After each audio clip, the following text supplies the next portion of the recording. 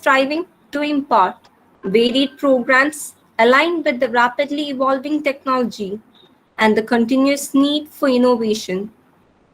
Hence, in association with CSI and IC Force, we are here with the 8th series of a national level technical fest, TechForce 21, in virtual mode. Women in leadership achieving an equal future in a COVID 19 world was this year's theme for International Women's Day, which focused on celebrating the tremendous efforts by women and girls all around the world in shaping a more equal future and recovery from the COVID 19 pandemic. What women really want is an opportunity to showcase what they can do and what they can be, and to put in all efforts to prove it. So, here in TechForce 21, we present Hack the Hackathon, an opportunity for all, a chance to find solution to the current issues which the world faces due to COVID 19. Your ideas, with the touch of the right technology, will definitely result in great solutions which can be made into remarkable products. So, once again, we would like to welcome each one of you to Hack the Hackathon 40 Teams, 40 Hours. I want to take this opportunity to welcome our speaker, Ms. Anushree S., our HOD, Dr. Srila Sridhar, faculties, student coordinators, and all other participants to this virtual event. Now, I would like to invite our HOD, Dr. Srila Sridhar, to say a few words to our participants.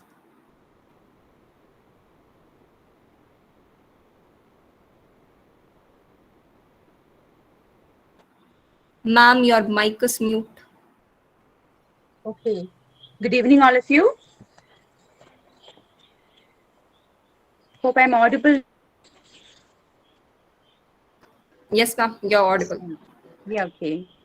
So on behalf of CSC Talkit and TechForce, it's my pleasure to have you all at this most prestigious event of our TechForce 2021, that is Hack the Hackathon for Girls.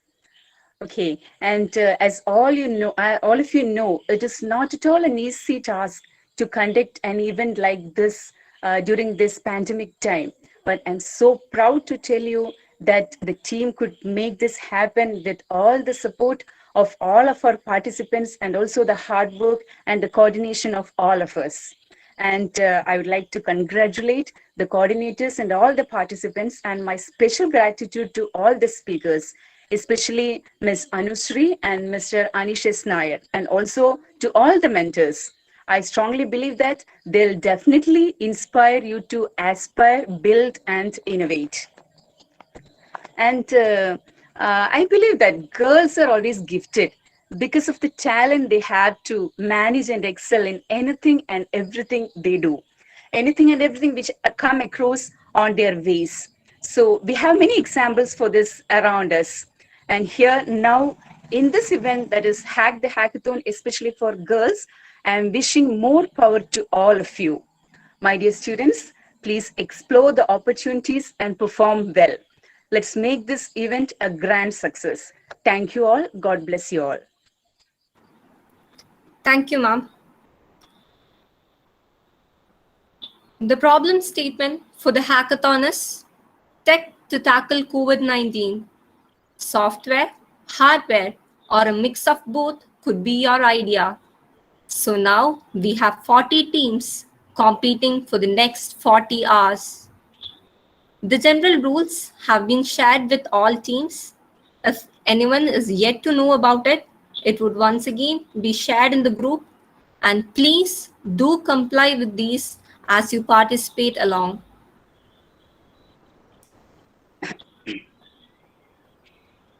We would be having speakers, Mr. Anish S. Nair, who is the co-founder and CEO of Logic Space Technology Private Limited, and Ms. Anushree S., who is Director of Pehya Foundations and an AI engineer at Innovator Incubator Advisory, and is also a Google APAC Women Tech Makers Scholar and Google GHCI Scholar. This is our mentoring panel. Ramesh Chand, KA, Assistant Professor, College of Engineering, Munnar, and who is the Nodal Officer of IEDC. Danya Venugopal, HR Manager at Amistad ONGPC LLC Dubai, and was also a former Nodal Officer at IEDC. Anish S. Nair, co-founder and CEO of Logic Space Technology Private Limited. Shafiq PM, Technical Coordinator of IC Force. Sudesh VS, Research Assistant, IC Force. Navneet K, Research Fellow at IC Force. Abhay PA, DevOps Associate, UPECA. Jishnu NB, SAP CPI Developer at Cognizant Technology. Abhay and Jishnu are alumni of TIST. So here is the action plan of the 3-day event.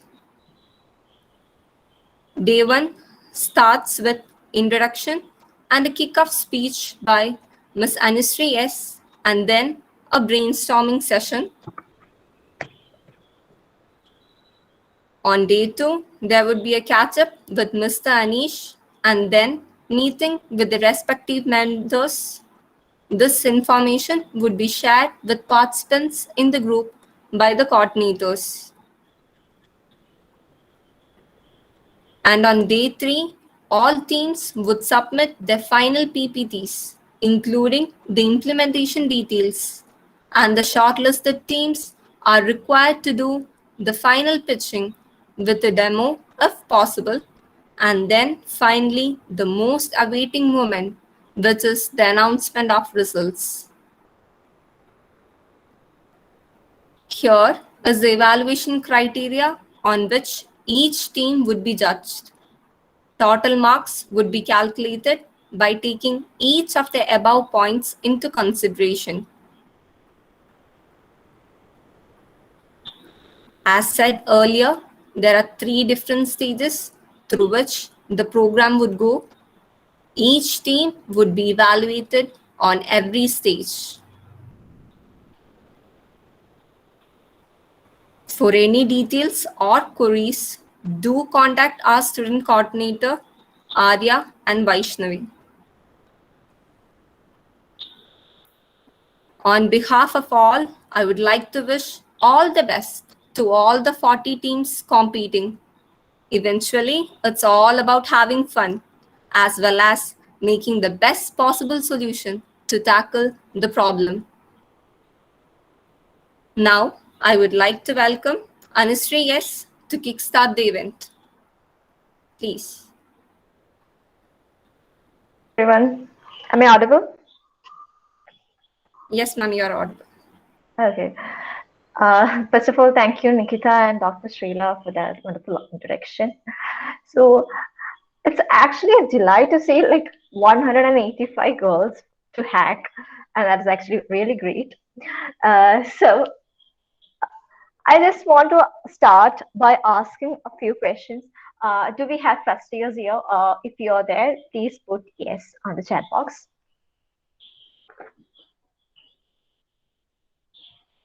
So do we have any first years here? Yes, cool. Okay, lots. That's really good. Okay. So do we have fourth years here? Or are they purely in conducting the session, or are they participating? Now it's a turn of fourth years. So do we have fourth years? Okay, yes. So so we have students from all years, and we have the girls here. So when Vaishnavi asked me to take this session, actually prior to this, a week before, me and my friends were having a discussion during our casual call about hackathons and how what are the misconceptions or the perceptions about a hackathon or a hackathon culture in Kerala. And we were having such a long discussion that it went went to 12 a.m. So I was already having all these ideas, and I really wanted to share those with some other people. And that's exactly when she asked me whether I could do an intro into hackathons before starting. And so that is where it all started. So before going into the session, I want to ask you a few questions, especially to the first years here. Have you tried building something or coding something for use, for actual use? Not, I'm not, when I meant coding, it doesn't include the Fibonacci series or the usual coding things that you do in the class. I'm asking about, have you tried making something using coding or anything? Have you tried making something?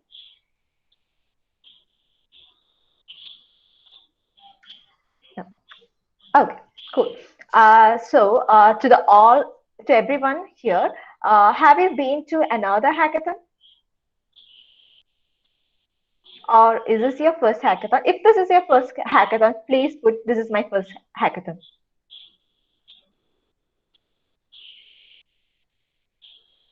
First. Okay. Okay. Okay. Cool, cool. Okay, I actually got very nostalgic with the video Arya played in the beginning, and I was there myself in many of those events that she actually played, and most of my projects that I have in my resume is from these hackathons, from the Angel Hack or all those hackathons.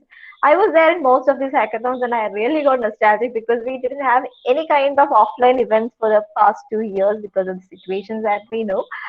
So I don't know because here many of you are first timers, and I don't know what is your concept about hackathons. Can somebody unmute yourself or put it in the chat box on what is your expectation about the program, and after the program, what do you think will be the takeaway?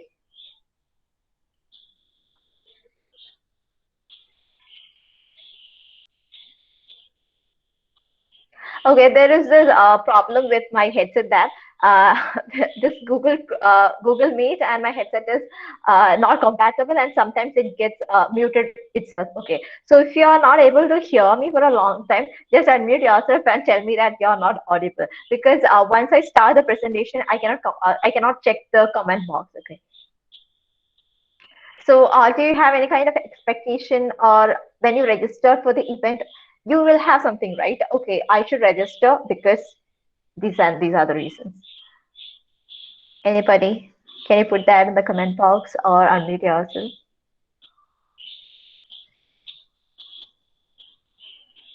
No expectation. Strange. Okay. So, okay, new experience. Cool. Yeah, definitely. I hope we will be able to understand the world of coding. Yeah, to learn soft skills. If I ask the same question, what is your expectation and why did you register for a hackathon? For an offline hackathon, the first round of answers will be it's for the free food. Okay, okay, That's not happening for the offline. I mean, for the virtual event. So I'm expecting more of kind of learning. I want to learn more. I want to interact more kind of answers. Generally, everyone says that hackathon is a best start. Of course, this is to learn more about hackathons and solve problems and share ideas. Great. So let me start with a presentation. Then we will discuss about what actually is a hackathon and what we actually conduct in Kerala is really a hackathon. Okay.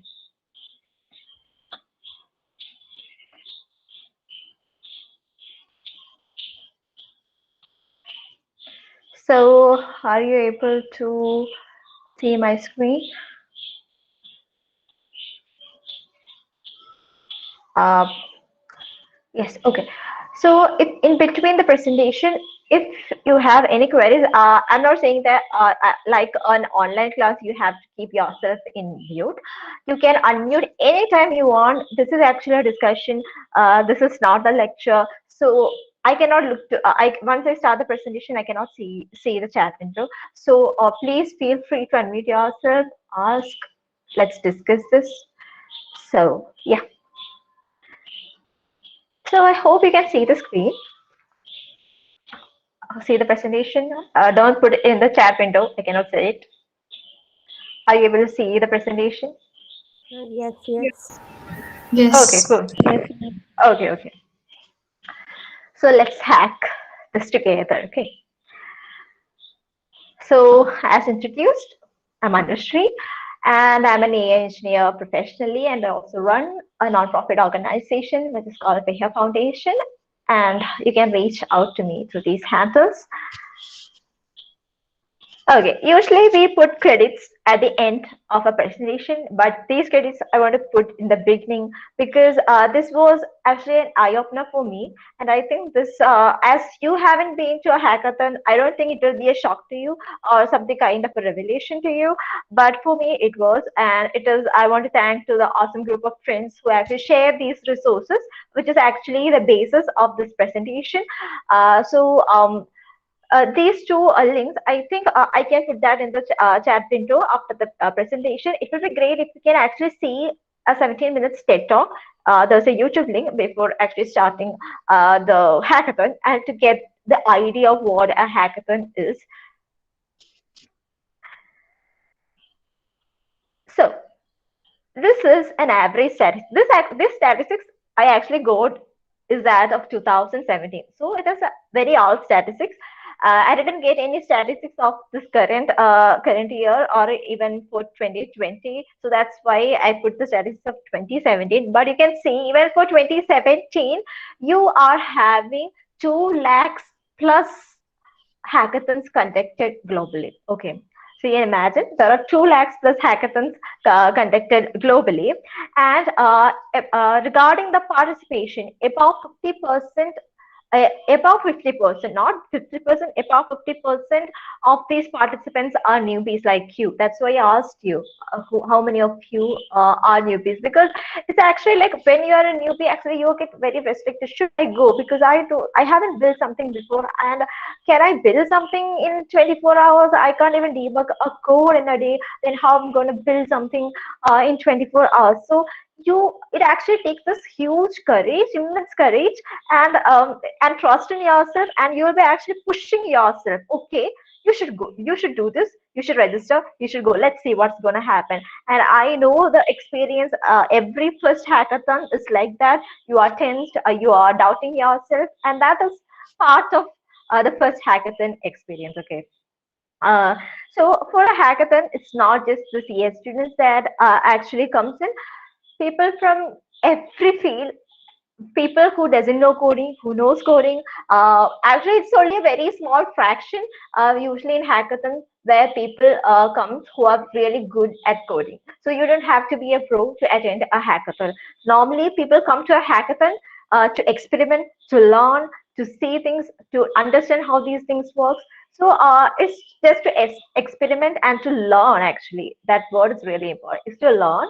And maybe people come there for networking. So there are a lot of people, and usually there are a lot of non-CS people who come to a hackathon. So in hackathons, millions of students across the globe uses their weekends just to build their dream. Okay, that is, in short, we can call a hackathon as such. Okay, like students during their weekend, instead of going and chilling out, they think, okay, let's build my dream. I have a dream, I have a passion. So your dream and passion and the task that you're assigning to something actually expand to the time slot that you are assigning it to. For example, you are saying, okay, I have to write a blog about how I learned this, and maybe I will take a week to publish this blog. So I'm scheduling a week's time. So actually, if you schedule a week's time, actually it's going to take a week to complete that blog. But if you are saying, okay, I have half an hour and I will complete this blog in half an hour, you're going to complete that blog in half an hour. So usually your task expands to the time slot in which you are assigning it. So what students do is, okay, I'm going to take 3 months to study something, to learn a language and then build it. Why not? If I can build that in 48 hours or 24 hours, it would be great. So let's use my weekend. Let's come together. Let's use my weekend and build my dream. So that is the essence of a hackathon, and millions of students across the globe does this. So what is a hackathon? The word hackathon is actually derived from the word hacker. Okay, and from this hacker, the word to hack, I mean the verb to hack,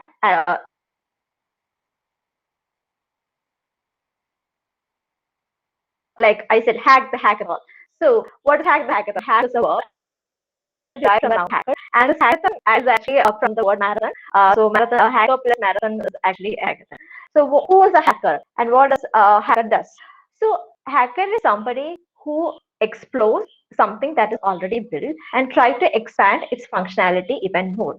So you have a product in hand and you are trying to understand that product, you are trying to understand that functionality, and then you are trying to expand that functionality. And it's also a person who obsessively programs. Okay, who is not just passionate about coding or programming, but they just obsessively and excessively programs and code. So, and they are really interested in the working of the system. And how does this hackathon come into being? Hackathon is a result of free software movement. Okay, so I don't know how many of you know what a free software movement is, but definitely I will ask you to check that out. What a free software movement is. So it is actually a byproduct of the open source culture that we have. So in which people actually comes together, publish their codes, and ask other people to contribute to the code and expand that code and expand the programmability and functionality of that particular program. So it is that culture which led to the it is that culture which actually started this hackathon. So it's the open source culture which started the culture of hackathon. So in which these hackers comes together and hacks. So that is actually a hackathon. And we have something called a hacker ethics. You should follow this hacker ethics while you are there in a hackathon. So what is this hacker ethics? So they care about access, freedom of information, and improvement of quality of life. Basically, the essence of free software movement. So that is the hacker ethics. So one advice I have to you all is that while you are hacking here, while you are making your own product, please keep in mind that you should embed and actually try to implement this hacker ethics. You are a hacker, okay? So without this hacker ethics, you cannot do this hackathon. So you have to build something which provides the user their freedom and accessibility, and of course improve their quality of life. So that is what you're going to do here. Okay. First of all, one misconception is that like many people ask, what's a hackathon? Is this something like hacking? Like we have to go there and hack? Yeah, we have. So my answer is yeah, you have to hack, but it depends on the definition of the hack in which you are used to. If you're used to the meaning of the word hack as being portrayed in the movies as hacking someone's account or something, then it is a no. But in the real meaning, yeah, you're gonna hack there, and you don't have to be a hacker to attend a hackathon. You can be a complete newbie. Okay, you can be a complete newbie. So there are two kind of people who actually comes in a hackathon. One set of people is who are actually really good at programming and coding, and they have but they don't have some ideas or sort of things, but they just love to code. So whenever they are free, they just code. So they register for all the hackathons, they just code immensely. And there is another set of people who are complete newbie, who haven't even coded something before, and they just want to know. They have heard that hackathons are the starting point of things. So there is want to be their experience and learn from others. So there are two set of people in every hackathon. One who's a total newbie and one who's a pro. So and that should be the mixture of every hackathon. Hackathon shouldn't be attended by pros, or hackathon shouldn't be attended by all newbies. It should be a mixture. And once you're done with the hackathon and once you come out of it, you become a hacker because you have followed the hacker ethics. You have built, try to learn something, try to build something. You don't have to actually build in 24 hours. You can try to build it. Okay, so that is what the essence is. So what do you think should be the quality of a person, or what are the skills that person should possess before attending a hackathon? Do you think hackathons are just for coders? Um, can I hear an yes or a no? Can somebody unmute? Do you think hackathons are just for coders? No. No. Okay. Can you tell me a subset of people who can also participate in a hackathon according to your perception about what a hackathon is? Who have good ideas within them. Cool. Yeah. What if I tell you a musician can attend a hackathon? You don't have to be a coder to attend a hackathon. You can be a musician, you can be a painter, you can be a dancer, you can be a coder. You have somebody with good, great ideas, somebody who can coordinate a team. Uh, you can have any skills, but the ultimate aim is you're gonna build something that people are able to use it. Okay, so the idea is just put yourself through this 48 hours or 24 hours. So I think this program is for 40 hours, right? For 40 hours, and come out with something that you love to build. Okay, so you must have you don't have an idea. It is not necessary that you should have an idea before the hackathon. You can come totally blind without knowing what to build, and you can come here without knowing how to build. And you can actually, that is what a hackathon is. Hackathon is a mix of skills. In hackathon, you can see people with a mix of skills, mix of abilities, mix of perceptions, and you're going to see a particular problem from very different perspectives and try to bring out a solution for that.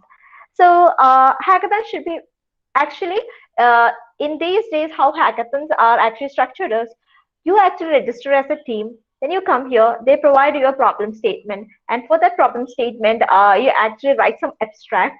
You provide that abstract, the mentors review it, and you actually try to build it as the group, in the group that you have registered. And finally, the winners are announced. That is the structure of the hackathons that we follow here. But that wasn't the structure of a hackathon. I mean, structure of a real hackathon was. So I told you, people with any background can actually be part of a hackathon. For example, let's say you're a person who has deep knowledge in music, musical notes, and so many stuff, and you actually wanted a product. For example, let's say a music player which actually identifies your mood and plays the mood according to your mood. This person doesn't have any technical knowledge, and but he or she or whatever gender that is, want this product to be made, because that person is done scrolling through through their playlist, searching for the perfect song for the perfect mood. So that person wants the music player to play a music according to their mood. So he or she will come and sit in this hackathon and will share this idea. And if there is actually an ML developer, he will say, okay, we can do this by analyzing the microfacial expressions. We can actually build that. So what does this musician do? So in the hackathon, so that person may have deep knowledge in how musical notes work, and AI and ML models are not just created by just training using deep neural networks, but it is also created by making certain rules. Rules are also really important. This person can actually frame these rules about the musical notes to come up with this particular product. And also, this person can then learn how a product that affects him is actually built, and he or she understand how this is built, and then on that way, this person is also learning how this product is building up, and then he can understand how this is being assembled and how a product that this person uses every day in our life. For example, we use Spotify, we use Ghana. So all these things, how is it being built, and this person understands this, or this person learns this, and maybe this person even tries to build tries coding on his own. So that is something that we expect from a hackathon, people learning new skills. So this particular developer who's having no musical background now knows how this notes can be manipulated. I mean, how this different notes actually contributes to different moods. So these are the things that actually happens in a hackathon. Let's say you are a foodie and you know the different flavors and toppings and all those things associated with pizza. So and you can actually instead of you can actually help a data scientist to build a data set in which there is lots of varieties of pizzas, toppings, and the fruits and all these things, and you can come up with new kind of pizzas that are not available. So the whole idea of the product is coming up with new varieties of pizzas that is available. So randomly producing different kinds of pizzas. So if you're a foodie and if you know a lot about cooking and how to cook a pizza, you can actually give a hand for that developer. So that is how this hackathons work. So if you're a painter, you can go there and paint. Okay, actually, in a hackathon, because it's 48 hours. You can do whatever you want, whatever you're good at, and people are there to help at things that you're not good at. So every college conducts a hackathon here. Every organization conducts a hackathon here. So are we actually doing something that is actually a hackathon? So that's a scary question. I've seen many events. I have been part of many events. Those are actually programming or problem solving. In real terms, those are problem solving events, but they are being dubbed as a hackathon. A problem solving event is not a hackathon. A problem solving event in which you're given a problem and tries to build a solution for that, it is not a hackathon. That is a problem solving event, and a programming or a coding event is not a hackathon. That is completely different. And people have this very different idea that those are hackathons. And I regret that I myself haven't been part of any of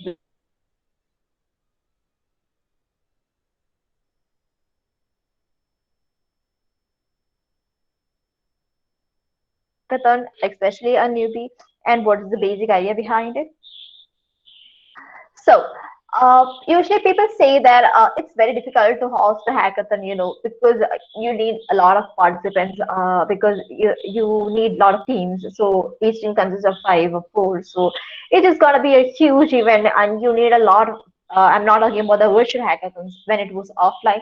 You need a huge space to conduct it, like a huge, very huge space, because there are a lot of people and they need space to work, sit, because it's a 24-hour event. Then you need food, then you need catering service, then you need mentors, and whole lot of things comes in, and it is really messy to plan a hackathon, because you need swags and a lot of other stuff too. So it was actually really messy to conduct a hackathon, and it's actually being a huge day. So I told you, hackathons are nothing but if you and your friends decide to build something, like you Hello, and a I'm friend. sorry Yeah. to interrupt. Can you just slow down because so many of our newbies, so can you just slow Okay. down? Okay. Sure. Sure. Thank Okay, this hackathons used to be very huge events. Like you need a lot of people, lot of things. As I said before, you need catering service. You need fireplace to celebrate in the evening. You need snacks and a lot of things. Even games are being planned in hackathons. So, are these the real essence of a hackathon? So the real essence of a hackathon is if you don't need hundreds of people to be part of the hackathon, it can be just you and your friends, and you decide that okay, we are going to build something in this weekend. Let's do it in this weekend. It's a hackathon. You don't need hundreds of people in a hackathon. You just need you and your friends and a place to sit together and hack. That is a hackathon. And are you here for the prize? Hackathons are not about prize. Of course, it will be really motivating if you get the prize, and I'm not gonna deny the prize if I win it. I'm really enthusiastic about the prize too. But you shouldn't participate in a hackathon just by seeing the prize amount because it offers your trip to US or it offers you an amount of 1 lakh. You shouldn't be in that hackathon just because of that prize. Or if you're a KTU student, are you here for the activity points? Or does it make you look cool in front of your friends? Or did the organization which is conducting this hackathon force you to register because the participation was quite low initially? Or do you really care about the problem that we're going to solve?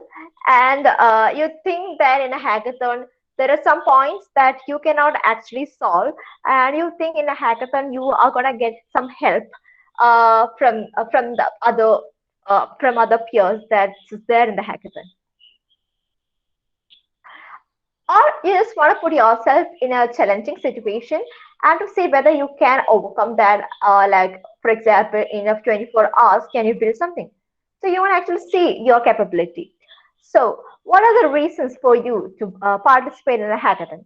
So you should actually introspect yourself regarding this. So let's understand what a hackathon is and how an actual hackathon should be. So I'm really excited to share what an actual hackathon is. So basically, what happens in an actual hackathon is there'll be a room, and in that room, there'll be full of people who are really enthusiastic to build something. They don't know what to build, but they are really interested in building something. And some are really good in building this thing, and some have no idea why and how this should be done. So what they do is they don't have any team. They are just random people from different parts, and they just come there on a weekend, sit together, and some shares their idea. And some people will be having some idea, and some will be sharing that in this group. So one person is saying, "Okay, I want to do this," and another person is saying, "I want to do that." Let's imagine that three people share their ideas, and some other person in the crowd says, "Okay, dude, I can help you with that. I think this should be done this way." Then this person is telling, okay, then let's do this. Then these 2 3 people go down who are interested in this. They starts to analyze this problem and starts to build a solution. Similarly, people who are interested in different problems in which they are interested in, after hearing out the ideas, they go down as a group. And this is actually a very flexible thing. These groups are not very rigid. For example, some of your friend in the hackathons, in one of the hackathons that I have been to, when we ask something, this person is like, okay, don't come to my place because you're going to copy my code. And I was like, no, I'm here to take my bottle. So it was just like that. So basically, idea of a hackathon is it is not actually a competition. You're here to learn. So then, if another group of your friend need help, if they are there to build a solution.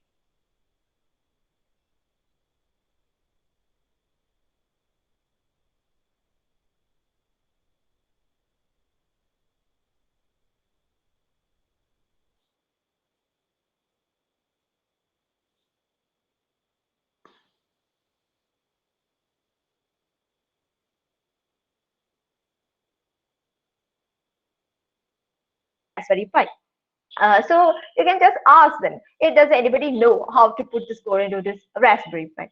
So, so there will be some people or some person. Yeah. Sorry, we couldn't hear the things that you told just before. Can you please repeat? Your voice was breaking. Okay. Can you hear me now? Yeah. It's audible now. Okay, cool. So the thing is, I don't know till where you heard. Can just tell me till the point that you heard?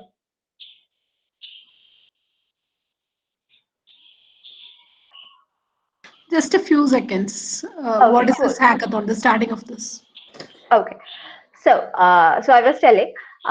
So this shouldn't be like a competition, a real fierce competition. You're here to learn. So if you're a real software person and you doesn't know how Raspberry Pi or Arduino works, and you can actually ask the person or ask everybody out there out loud hey, do you know how these things work? Can you just help me? So there will be somebody who knows this thing.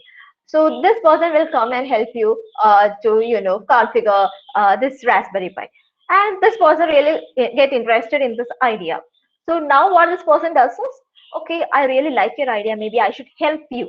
Then this person leaves the group that he was initially in and starts helping you. And a hackathon is like that. It's like a group coming to solve a problem together. And it is very flexible. There is no rigidity of groups. You're just there to learn. If you doesn't know something, you are somebody else. And even though we have this constraint of 24 or 48 hours, it doesn't need to, a product doesn't need to end at 24 or 48 hours. There are so many beautiful products that comes out of a hackathon, and those aren't really completed in this 24 or 48 hours. Many of these products which is built through a hackathon actually starts from a hackathon. These products start from a hackathon, and after that, they actually takes this product along. And throughout the next few months, they will be working on this product as a team. So those are the basic ideas of the hackathon. That is to flex your brain, neurons, and to come up with new ideas, to work on it, to find team, to find people who can actually contribute to your team or idea. And this is how actually a hackathon works. They are not there for the prize. They are not there to win the prize. They are not there for the activity points. They are just there for the pleasure of building things, for the pleasure of learning, for the pleasure of helping people. And one important thing is, it's not important what you build in a hackathon. It's not important if you build something which is termed as an AI powered tool, or something you build an app, or you build a chatbot. It's not important. It's not important what you build. It's not important how fancy the term or the product sounds like. It's not important. The product you build is not important. What you build is not important. It's actually how you build and why you build the product is the most important factor in a hackathon.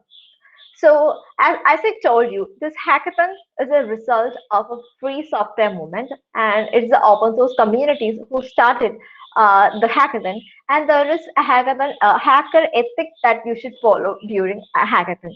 So the main and important thing is how and why you should do this, or why you are doing this particular product. You are building a product. I don't care about what the product is. I don't care whether it's a website. I don't care whether it's an app. I don't care whether even that product is actually seems sensible or not. But the only thing that I care is how and why you have built that. There should be a reason for you. There should be a reason for you for why you have built that, and that should be reasonable. And how you have built that is also important. You shouldn't let your user sacrifice their freedom, privacy, choice, and control. You cannot you cannot impose something on your user without their consent. It's like many of the mainstream products that we have doesn't respect any of this, doesn't respect our privacy or freedom or choice. We don't have control of those. It's them who have total control. But when you're building your product, you should keep your user in mind, and you should actually keep it in mind that the freedom of them to choose is the primary thing that you should consider. And I can give you an example for this. For example, you can actually use a cloud service. Some of the cloud service that people uses will be the proprietary ones. For example, AWS. And if you're using an app, building an app or web-based things, you can use something called Firebase. I think you have heard about this. I don't know how many of you are planning to use these kind of proprietary services, cloud services, to store the information into the databases. But what about using something which is available free, using something which is open source, or which is available under the free license, something like MongoDB or MySQL or PostgreSQL? How about using those DBs? And how about hosting those DBs in your system and then using it? So that is the essence. Okay, the user and the you are the creator of the product, and you should have a control. If you are hosting something in a proprietary software or proprietary service, you don't have control about these things. It is up to them. Once you start using these things, there is no way that you can detach from that. You will always get entangled into it. Once you start learning about cloud computing, you will understand that. You will understand the disadvantages and understand the problems that as a user, you as a user means as a creator of a product, you will have to undergo while hosting these things in a proprietary service. So try every service, for every proprietary service that you're going to use, you can actually do that. So try doing it on yourself. Maybe you may take another 2%. You may have to type another 2% of extra code. That's fine. Take that as an excuse and try to learn how that works. For example, you doesn't know how to host a database. Learn how to host a database and host it. That is why you are here. You are here to learn. So and also there are people there is it's not bad that you can use an API when you are actually building something, because you need to use an API, because you cannot reinvent the wheel. You cannot always write code to find the temperature or the weather. You have to use the weather APIs that is provided by the meteorological department. So but in a hackathon you are here to learn. So instead of using an API to send mails to your customers in your product, try to learn the protocol. Try to learn SMTP and try to send the mails through that protocol instead of using an API. So that is how you learn to do things. Don't let your conveniences rule your choice. Don't think that, okay, I have to finish this in 40 hours. So I have to do things fast. I have to minimize the coding. I have to use things that is available. Let me hack this. Hack doesn't mean using shortcuts or using things according to your convenience. Hacking just means exploring the functionalities that there is already there. Okay, so that is the thing. And throughout this hackathon you have to keep a working diary. You will be, after understanding after understanding the joy of being in a hackathon, I don't think how much you can get that through a virtual hackathon, because I have never been in one.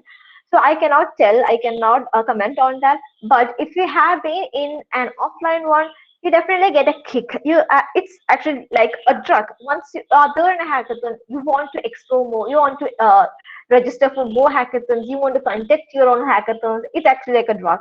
So you will be participating in a lot of hackathons.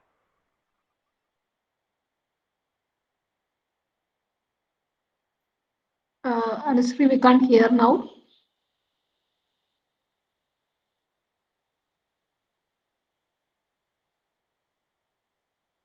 You faced. And Anusri, you're yeah, disconnected for a while. You are disconnected for a while. okay.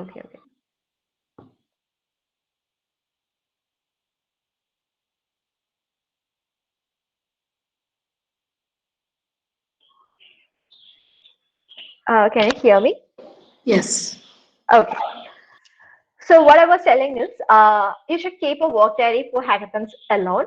That is, once you start participating in a hackathon, you will participate in a lot more, because it's that addictive. It's like a drug.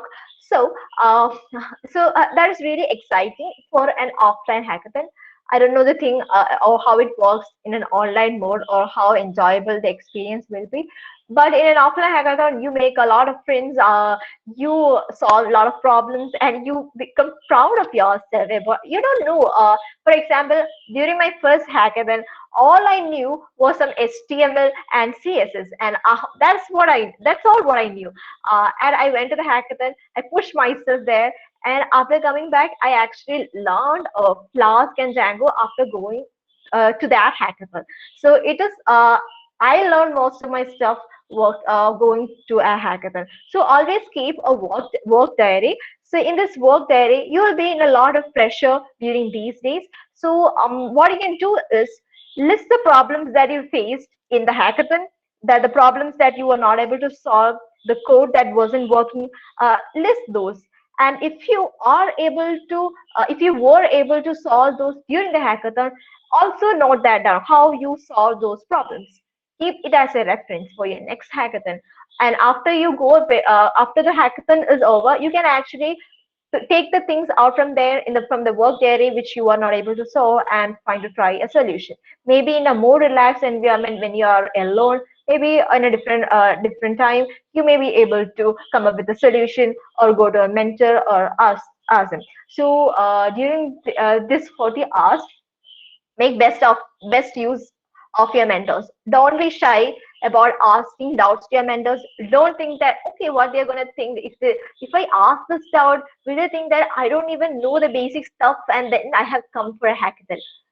They won't think like that, because there's a starting point for everything, and they know you are students, and they know you are not a professional software engineer, and you are learning things. So be daring, and be comfortable in asking the most stupid question. If you think it is stupid, just ask it. Okay, what's going to happen? So these mentors have also gone through your phase. Make maximum use of your mentors. Ask the questions, find the answers. If you doesn't know the answer, even the mentors aren't available, ask the next team, or ask the other members of other team, hey, do you know this? And get the answer.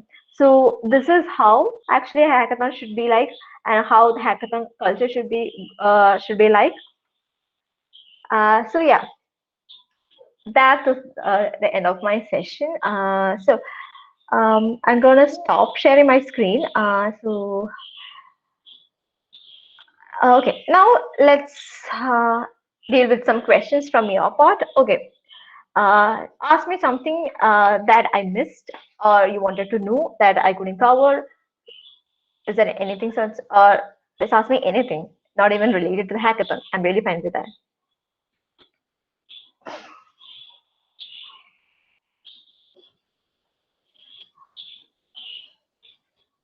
As most of the participants over here are first years and second years mainly, and we actually host this as a Kickstarter event for them. So I wish the participants could interact more and gain more uh, experience and knowledge from Anushree. Please do that. That will be useful for you. Whatever it is, anything and everything. That's why we host it. Please do ask something.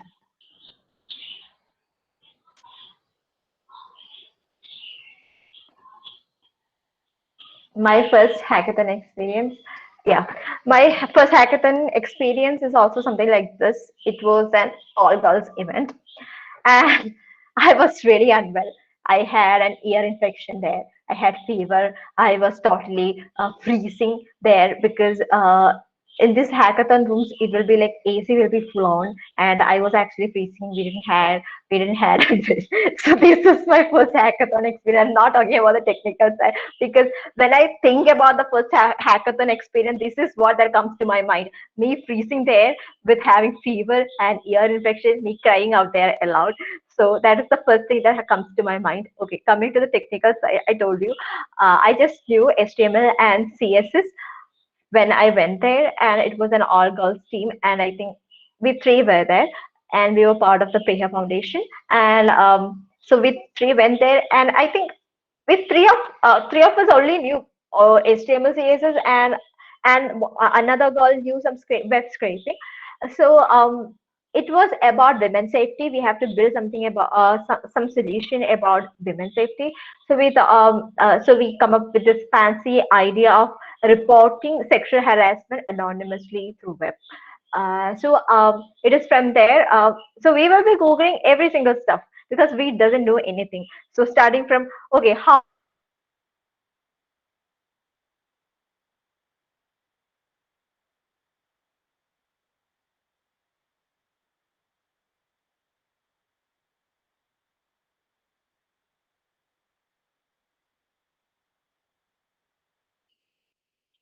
okay, I think there was a problem with internet connection. Yeah.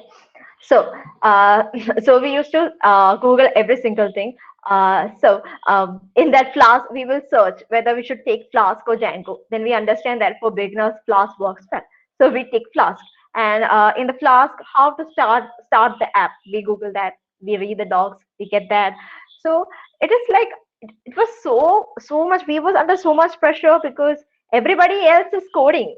They have started coding, they are jamming the keyboards, and we are here jamming our keyboards searching Google because what we know is just HTML and CSS. And so we divided the work, and we thought that okay, we will do a front end of the web first because that's what we know, so we will finish it first. So we just finished it, taking some templates, referring to some templates, we build a beautiful friend end. And because the presentation matters, because once the judges come, they actually on the first look they have to be impressed. And if our website looks very dull, they'll be like, oh, even if we say okay, there are so many functionalities, they will be like, okay, that doesn't matter. And because in many of these hackathons I have seen, if you have some hardware, fancy hardware, the judges, even if it doesn't work, judges are so much impressed by it. So we took special care in making our website very fancy, and so that was done. And the next thing what we have to do is build a backend, and we three sits there, brainstorm, ask our mentors, uh, uh, then we build a chatbot for the website. And it was we actually called many of the friends and on how to build a chatbot using Flask. And how, I don't know how, it's still a bit horrifying because we were under so much pressure and we didn't know anything, and we were asking help from every single person that was there. And that is my first hackathon experience, and we somehow ended up as a third team to win, I mean third prize.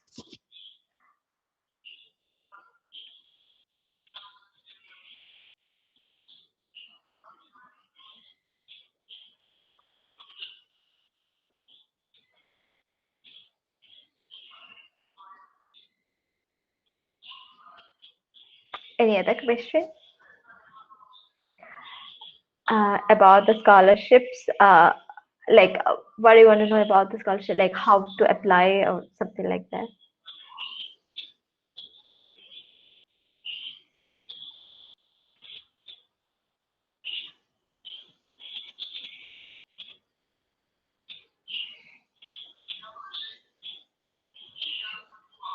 Can the question be more on what do you want to know about the scholarship? Okay, how I got it. So, so how I got the scholarship.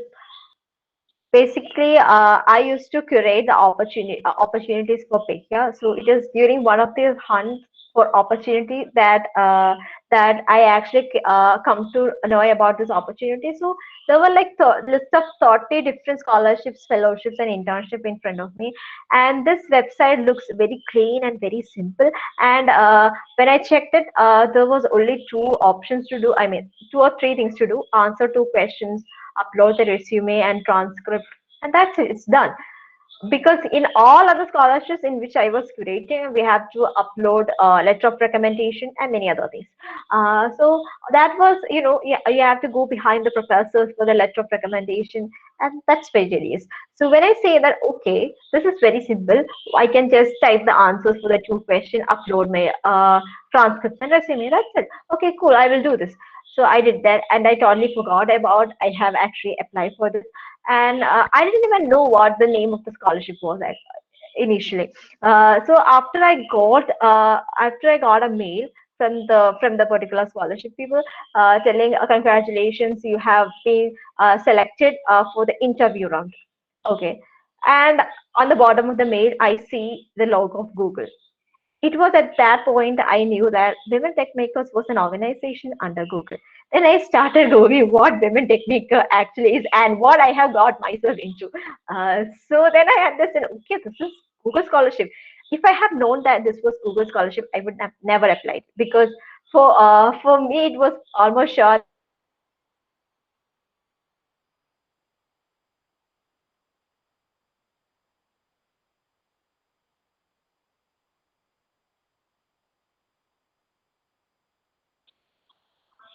Hello.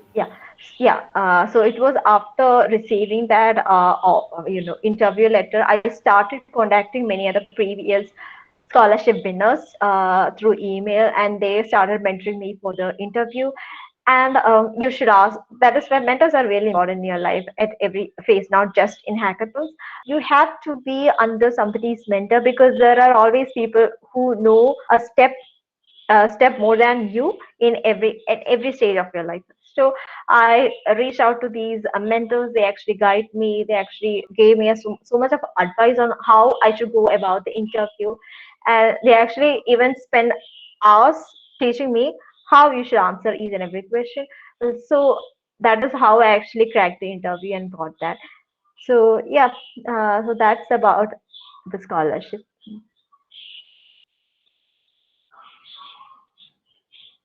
Hey guys, are you anyone from here comfortable in sharing their solution about what you're going to do in this hackathon?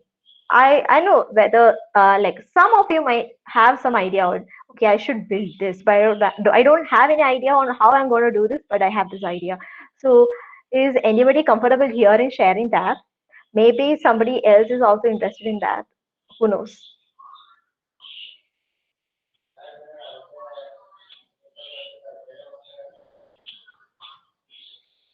Anybody comfortable? First, yes. There should be a lot of enthusiasm from your side.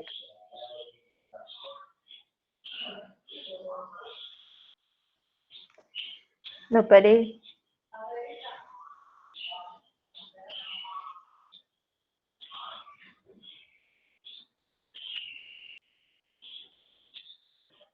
Should I pick someone and ask? I can pick someone. What about that? Okay. I don't know whether this person is a coordinator or a participant, but I'm just choosing a person. Can Diya Shaji unmute?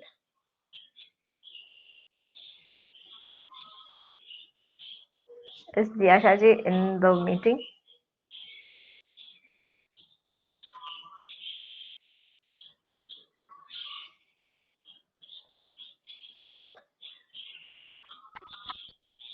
Hello.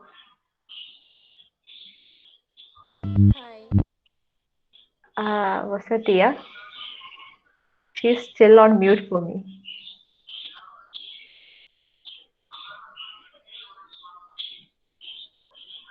Diya, can you unmute yourself?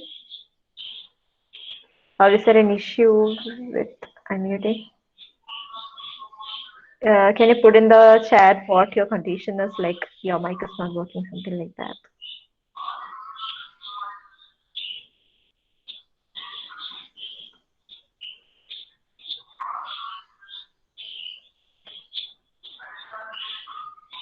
Okay.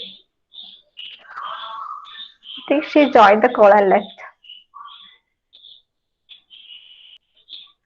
Okay, I'm gonna pick another person. Hi, Asta.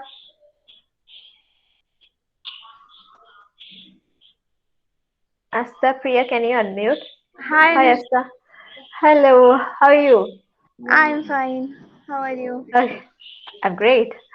So you have a team? What? You have a team? Yes, yes. I'm Okay. Nisha, Alicia, and Ashna. Oh, cool, cool. Okay. So what's this? I think the problem statement is about COVID, right? Yes, yes. Okay. So what are you planning to do? Actually, we have thought of making a website on where everyone can put their surplus medicines if anyone has, and Okay. who wants can take Cool, from them. cool, cool. Okay. Yeah, I remember something like that we had during the flood, right? Sharing the resources. Okay. No, I'm just letting you know that we had something like this during the floods, because during the floods we have the shortage of medicines and beds and so all these things. So yeah, yeah, that's wonderful idea, because we have this shortage of everything, oxygen, everything. So it will be great if you have a one place to check out these things. Yeah. What? So I didn't hear. It will be great if you have a single place to check out all these things instead of putting in statuses, instead of requesting people, do you have this, do you have that?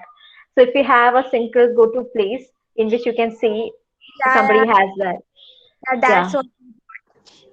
yeah, that's great. Thank you. Okay.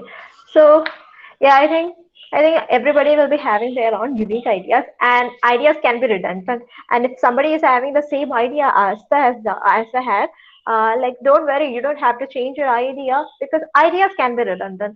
No idea is unique. Every idea is actually taken or adapted from some other ideas.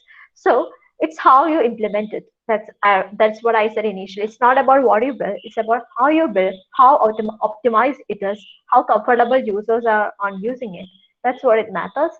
So yeah, just go for it, have a blast, make friends, learn lots, be daring.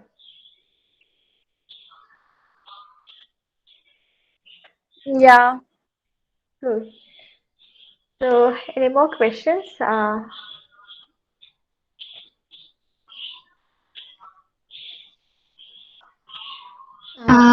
Hi, Anushree Cici. I just want to ask you one thing. Like Yeah. on the completion of this hackathon, like is it necessary that we have to show the complete project or just the prototype, like what we are doing, or a basic model of it? Like how the completion should be on the work? Uh, I don't know what the structure of this hackathon is. Normally, we ask for a prototype.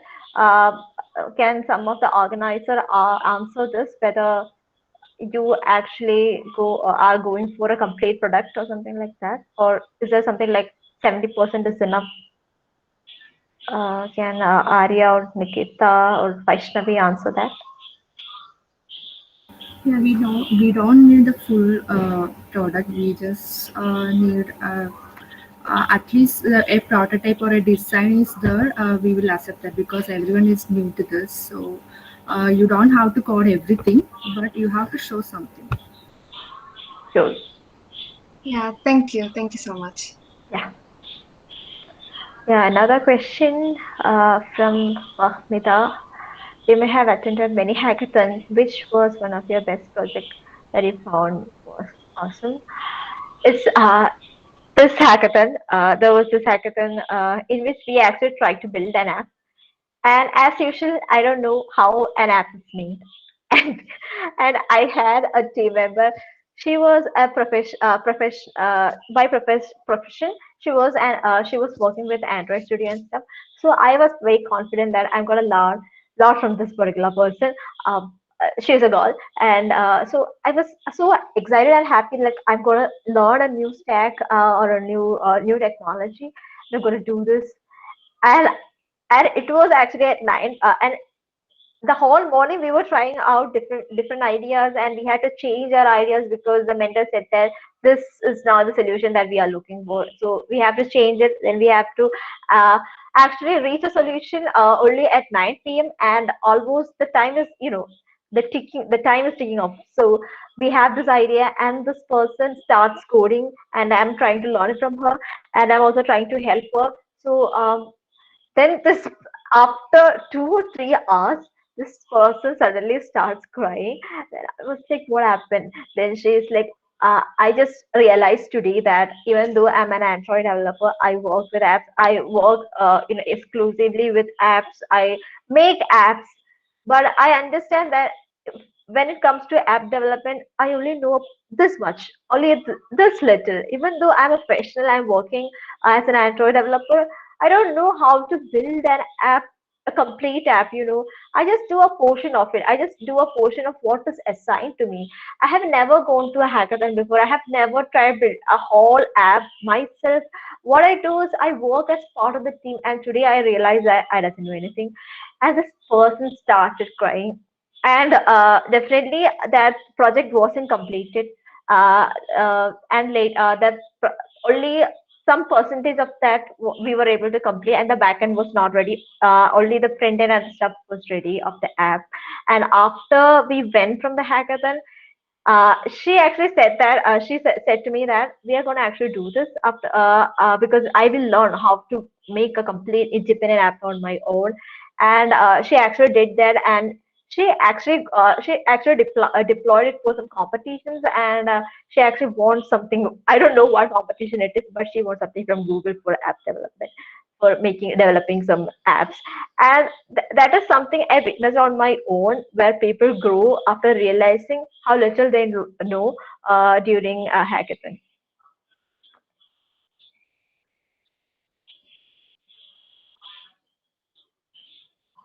Anushree? Yeah. Yeah, one difference that we face now is now we can't be physically together. That is one huge difference from normal hackathons. So can you share some tips and tricks where they can work better in an online Oh, environment? yeah, sure. So, how many members on?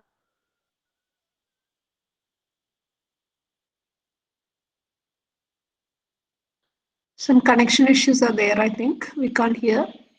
How was this team formed? Like, they are coming with their friends for this competition, or you people are grouping them as a team? Most of them came from there with their own teams, and only few were individual. We grouped them as teams. There is Okay. only one or two teams. Okay. One thing you can do is, first the phase is idea sharing, right? So you already have this idea, you have this abstract, and I think you pretty much have a good understanding of what you are gonna do. So that is done there. And another thing you can do is use something like, wait, let me the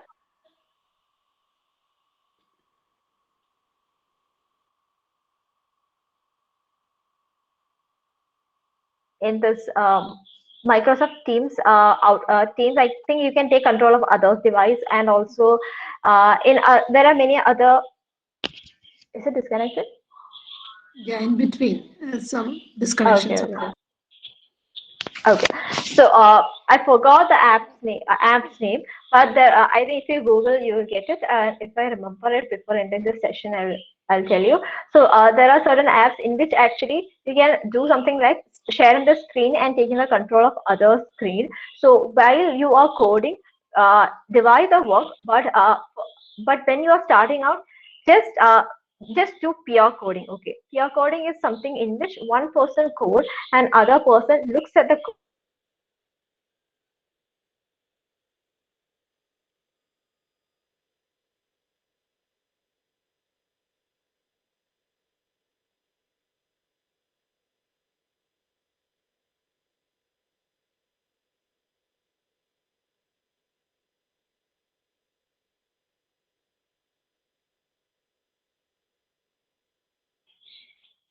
Okay, I'm really sorry for this bad internet connection. This is happening for the first time for me. I'm really embarrassed now, right now. Okay, the app is I'm talking about is AnyDesk. So if you have installed AnyDesk, you can actually take control of another person's device. So so you can see what the other person is doing in that system. Yeah, AnyDesk.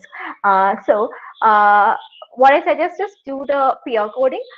So in this peer coding, while the other person is coding, all the other team members be with that person, because this is an online session and there are limitations uh, unlike an offline session. So while the one person is coding, it's good that you divide the work and do your work, but at least for some time, at least in the initial stage, while this person is starting coding, do the peer coding, share it with AnyDesk, so that the other person can also access your system and see the screen as well as type on the screen.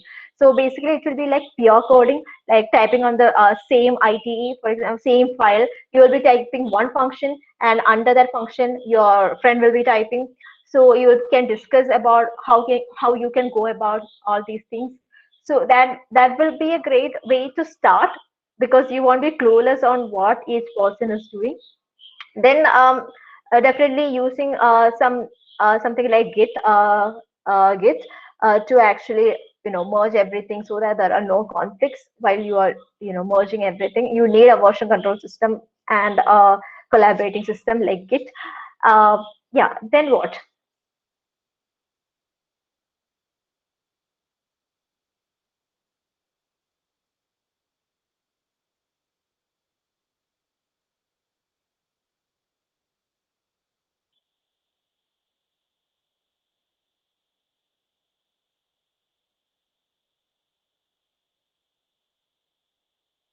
but unlike you, we are having very, well-defined task on what one should do, and it is exclusive of each other. So, so that is not really an issue. So what we just need is some calls in between, some and some Git repositories. So from that, we can do it, and also make sure that every 1 hour you track about the progress. Don't go endlessly. Every 1 hour you keep a call, you keep a video call, and keep track of where you have reached, if it is working, if it is not working, why is it not working, and give them feedback, and like how you can actually think of another alternative. If it is not working, should you actually go about the feature? Is it really important? Should you, for this feature, should you invest 50% of your time debugging and finding a solution, or should you work on another feature right now? So try to give feedback and set milestones at every 1 hour. Take a call for 5 minutes. Don't drag the calls. 5 minutes, give them the updates. This is what you're doing. This is working. This is not working. End it. So these are things that you can do.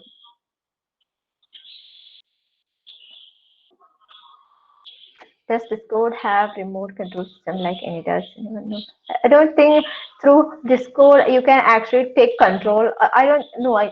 Discord doesn't have the feature of controlling another device. You can share the screen, that's fine, but I don't think you can take control of another person's device.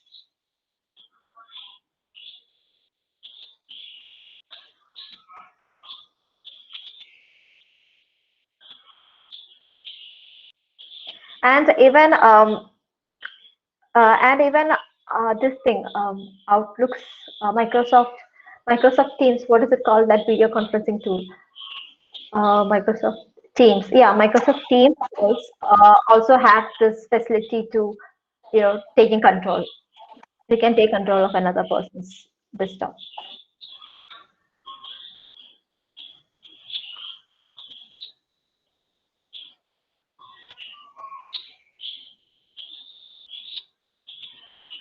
Anything else?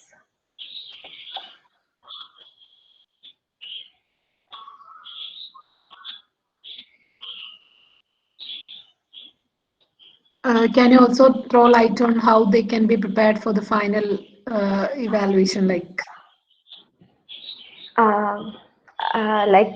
didn't understand the question clearly. No, finally, they have to present the output. So, can you throw some light from your experiences, like how to be prepared for that, even though they are not completing their work? Because many of them are first years, they still have the doubt what all things to be done. So, even though they are not, they have not completed their work, how they can present it?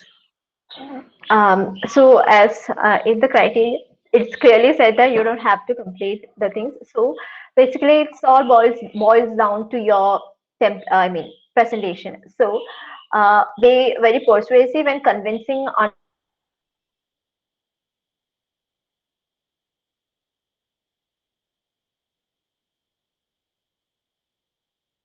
And it's actually like a bit of marketing. It's actually you are trying to convince someone that you must use my product, so otherwise you're going to be in a great loss. So basically it's like a marketing stuff. You're going, don't put your code, a screenshot of your code in your presentation and try to make a walk down of your code. Don't do that. Just only the concepts needs to be there in the presentation, and try to understand, make them understand how important that product is for in their life. For example, let me tell you a story. There is this product called Dropbox. I don't know how many of you have used Dropbox. Dropbox is a file sharing facility. So I'm not in the call. It's not clear.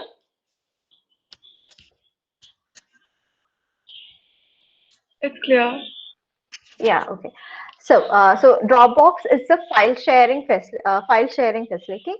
So when the founder of the Dropbox has this idea, what he did is not go straight into his laptop and start coding, but what he did is made a video in which he says that this is Dropbox, this is what you can do with Dropbox, this is how Dropbox works. You drag the file, drop it here, you can share it with your friends.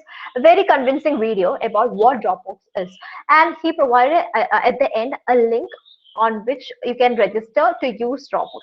So this video was actually like this. I have this product called Dropbox. If you want to use, this is Dropbox. This is my product. This is highly innovative. If you want to use this Dropbox, this is Dropbox website. Go to this website, sign up. This is my product. Go use it. So this was the gist of the video. And in a single day, he got almost like 45,000 signups. And the best part about this is what he only built is a web page, only a sign up page. What he did build was just a sign up page. And people seeing this video, convinced about the idea, went to the link, used this link, and signed up in the website. So he was able to see 45,000 signups in that website. So this convinced him that in a single day, if there are 45,000 users who wanted to use and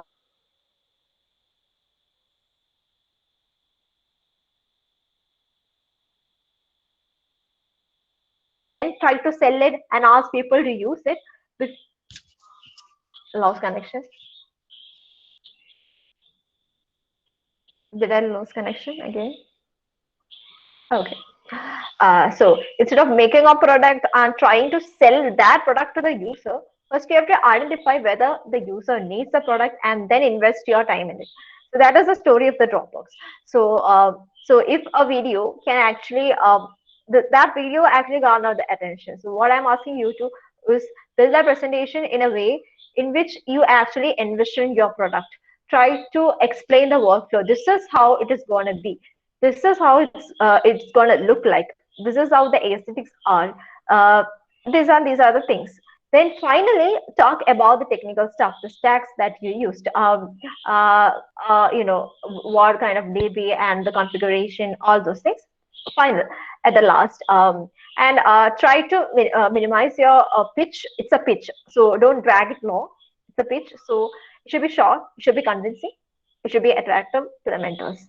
And you should be having a clear idea on how, even though you have not implemented it, you must have an idea, clear business idea about how you're going to sell it, how it is profitable if you are actually making this product, or if it is a service. For example, here it's not a business idea because it's a COVID-19 service. So you're going to tell them that how accessible it is, because people are not going to sit there and try on this.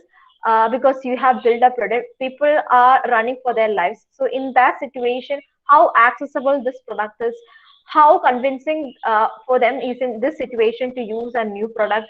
So how you're going to convince that, how good this, good in the sense, how much useful it is in this kind of emergency situation. So yeah, you must consider those sides in your pitch rather than the technical stuff. We can talk about the technical stuff later when the judges ask you how this is going to work. So you must have a clear idea on what are the things that you're going to ask, even if what are the things you're going to do, even if you haven't implemented it, because some code is not working. So you must have an idea about, these are the way I have thought I will build this thing, but it is not working. But you don't have to tell that it is not working, but you must know. For example, if I ask you something about a product and how this functionality, how are you going to implement this functionality, then you're going to say, I have no idea on how this is going to, I am going to do this. Then it is useless. So even if you didn't code it, you must have an idea on how you were trying to solve that.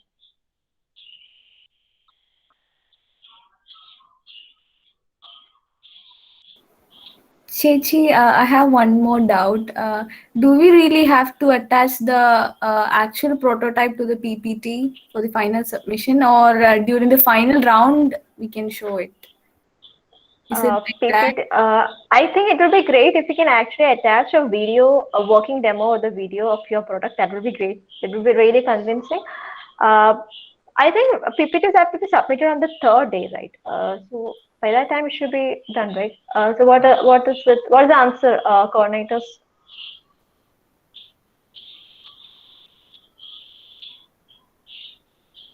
TechForce 2021, can you answer this? Yes, we plan the evaluations by Saturday only. So by that time they can complete it and attach. So The question is, while they are submitting the PPT, should they submit the something about the prototype in that PPT? or should they do it during the evaluation? They can do it during the evaluation. Okay. Okay, thank you. Okay.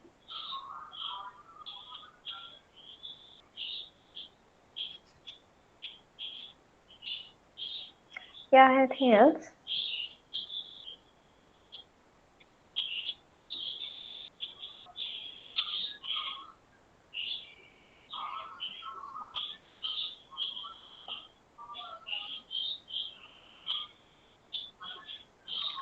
So do we have any more questions?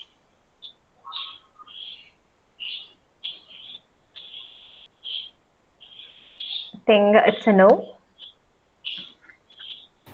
So are we gonna wrap it up? Okay, I hope everyone has cleared your queries. Okay.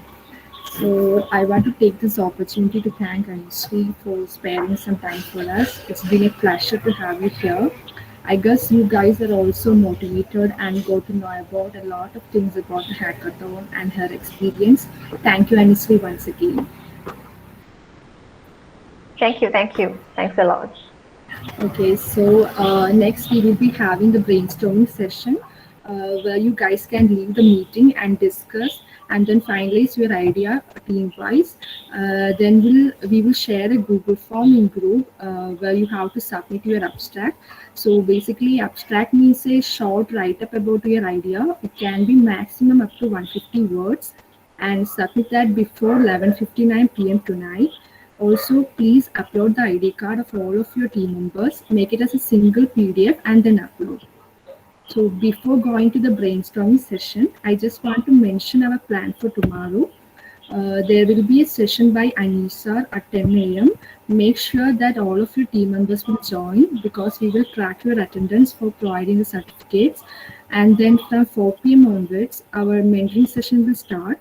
So we'll share a Google Sheet with a link for the meet for each team. So you have to join the meet on time. So that's all for today. You can leave this meeting now and discuss your idea and upload it on time. And also, please don't forget to upload your ID card. Wishing you all the best and keep this energy throughout the hackathon. Thank you, guys. All the best, team. Let's meet on Saturday then. Bye. Thank you.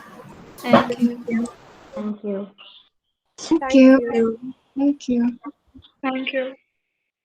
Bye.